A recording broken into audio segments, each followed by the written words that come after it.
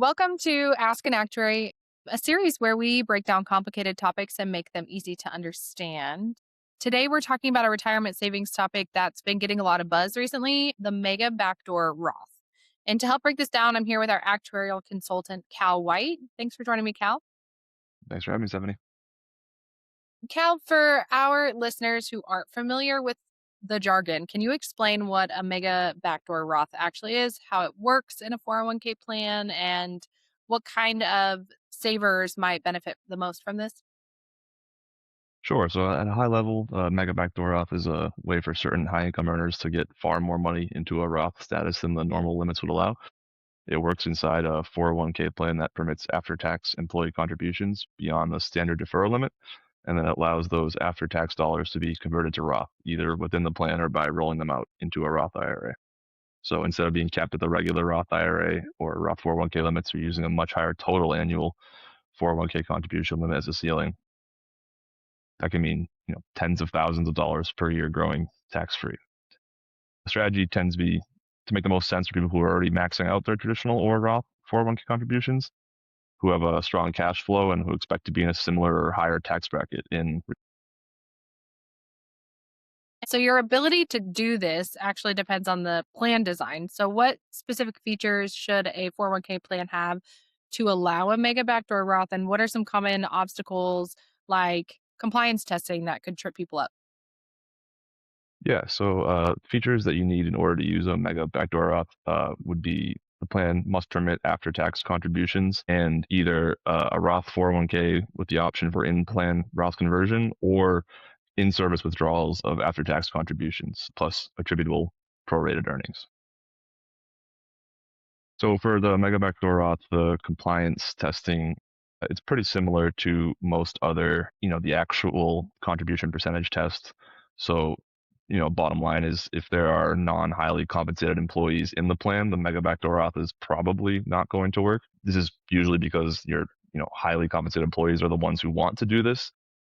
So to pass that test, there have to be some non-highly compensated employees making after-tax contributions. So in general, it will probably not be feasible if you have those non-highly compensated employees. Doesn't mean it can't work, but it's more focused on those highly compensated employees who are trying to, put as much money into the plan as they can. And Cal, how do the IRS limits like total contribution caps and income limits for Roth IRAs factor into the decision to use a Mega Backdoor Roth? And how could that differ from other Roth contribution strategies? Yeah, one of the reasons the Mega Backdoor Roth gets so much attention is that it effectively sidesteps income limits that apply to Roth IRAs.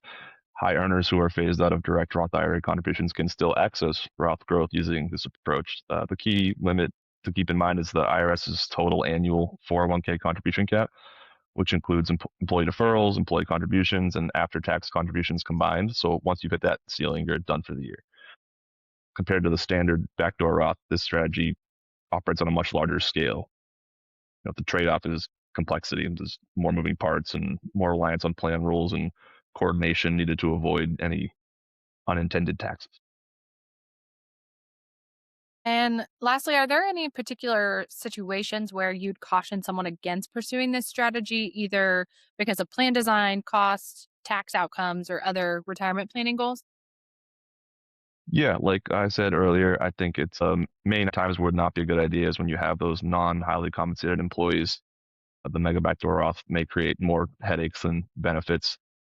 It also may not make sense for someone who expects to be in a significantly lower tax bracket in retirement, where the pre-tax savings could be more efficient.